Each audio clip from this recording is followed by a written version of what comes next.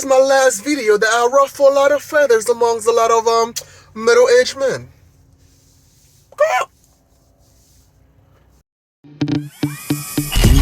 What are you doing, Sparrow?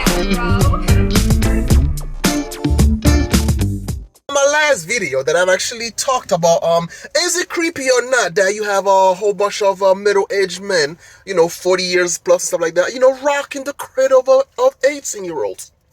And obviously, some people come after your boy's neck because, how dare I actually show some concern or actually talk about some of the things that's going on when it comes to, let's say, very old men dealing with women that their frontal lobe, their cranium haven't been fully developed yet. So, of course, you expect the comment section to be as mature can get. Like this guy who tell me that I should not be judging these guys because I can't even get no bitches. Of course, you expect those who like to hang out with teenagers to have high school insults. Or that guy who actually tell me that I sound like a bitter old feminist and his 19-year-old girlfriend was laughing at me. Oh, that hurts. The justification a lot of these men range from gaslighting to pointing out the legal aspect of what they're doing, how it's justified. And well, technically, in their mind, they kind of sound like this gentleman right here, very well spoken while he's telling you some bullshit. They see it as taboo for a woman to date an older man, even though many women are naturally attracted to us, the older guys, or you can call them OGs like I do. What is it that makes us so attractive to these young women? It's simple. We have traits that they find irresistible. For one, we are more mature, we have more experiences, which has given us a level of wisdom and insight that younger men simply don't have. This level of maturity is exactly what many younger women are looking for in a partner. They want someone who is ready to commit to a serious relationship, someone who is past the stage of just wanting to smash and be a player. Another trait that makes us irresistible to younger women is our experience. Not just pounding them guts, not just in the bed, but in relationships as well. We have seen more, we have dated more people, and we have been in more relationships. We know, and they're looking for someone who can offer them the mentorship and advice that... Pause. They're looking for someone who can offer them the mentorship and advice that they probably missed out during the child. He's actually saying that with a straight face. What type of mentorship are you offering them?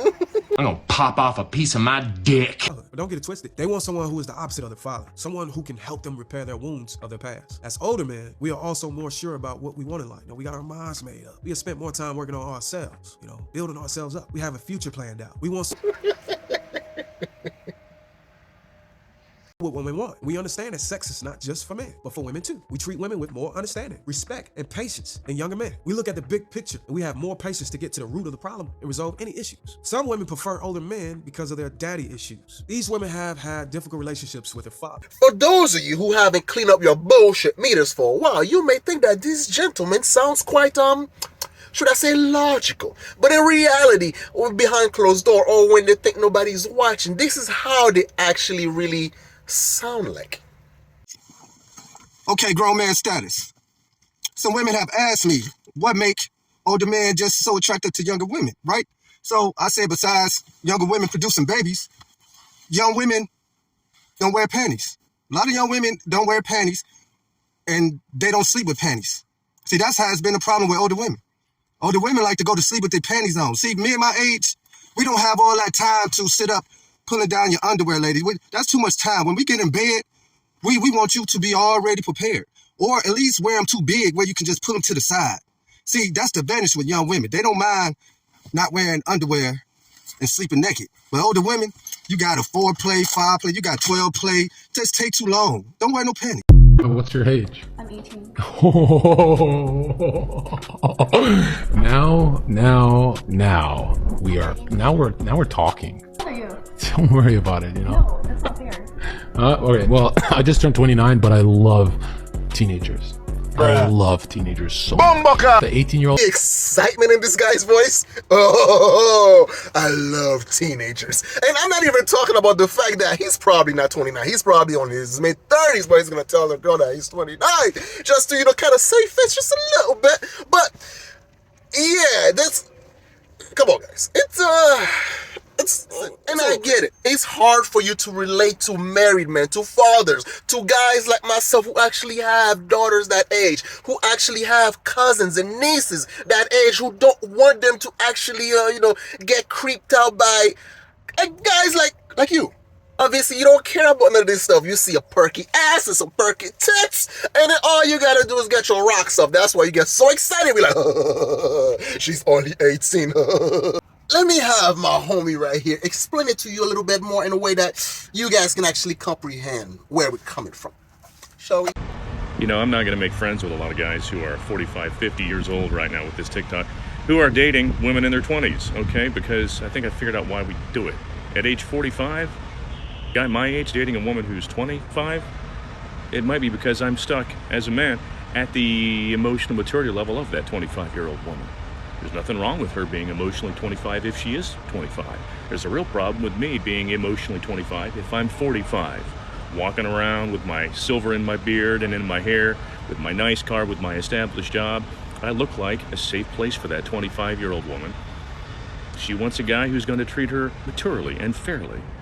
And so she gets into the relationship with the guy who's 45, thinking he's going to treat her differently than that guy who's 23-year-old. Well, nope. It's a bait and switch, and it hurts worse than being hurt by a 23-year-old. Because you're 43, 44, 45, and you still haven't healed that wound as a man that you got when you were 23, when you came out of your first relationship. Here's to stopping using women who are in their 20s as emotional scratching posts, guys. Quit dating those women, get into therapy, actually become that emotionally secure, emotionally available man. And then if you still want to date somebody who's 25, you can do that and actually give emotionally what you're advertising with the silver in your beard. Or just date somebody your own age. I know some of you guys will try to purposely misconstrue what I was saying in my last video. You know, gaslighting and all that stuff, as if I don't have a cape on trying to save these hoes. Look, in reality, I really don't care about your sugar daddy and your sugar baby type of relationship. I just gotta point out the obvious, because to me, this is it's just as creepy as this. And based on where you fell on the tribalistic scales, you might think one might be okay and the other one might not be okay, or vice versa. But to me, it's still think it's a little creepy. I guess the question that I'm trying to get to is, the first one is, what do you have in common beside a sexual attraction towards these broads who hasn't had their mental lobe or frontal lobe developed yet? Like, what do you guys talk about after the sex? And I get it, perky ass, perky tits, like, I get the sexual attraction, but what is it you guys talk about? Is there the level of maturity is big enough for you to be satisfied about her presence? Or what do you guys have in common? And the second thing is, as we get there at age, between the age of 45 age bracket and to up our senior citizenship, is she equipped enough mentally to, remind you to take your heart medicine, to remind you to take your diabetes pill, to remind you to go to the doctor and get your prostate checked? Is she on that level of maturity to be able to help you with your health complication as you get in there at that age? Or is she there just to get her bills paid and then, get that, thank you, daddy, all that stuff, and then just move about her business? And the second something happened to be wrong with you, she's just going to dash you down the corner and run for the hills. I don't know. That's for you to make that decision.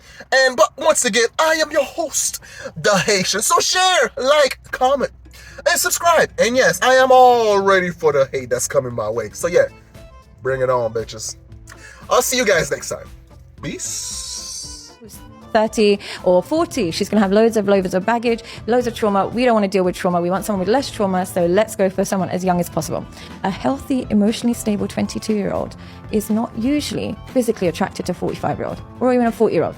A 22-year-old tends to see a 35-year-old as an old man, yeah? But when she starts to blur the line with older men and sexuality, it suggests that there is some childhood trauma potentially regarding her father. Because the reality is, if you had a stable father figure in your home, you wouldn't be able to sexualize a man that looks around the same age as your father. Men who have good relationships with their children as well can't sexualize that kind of woman, because they've got children that age, and they know how stupid their children are, and they know how naive their daughters are, and they know how much they would hate it if somebody their age was dating their daughter. So they have a healthy perception of reality. So if that 22-year-old is even dating that 44-year-old, you're thinking, oh, less trauma. It's embedded trauma. The trauma exists pre-men.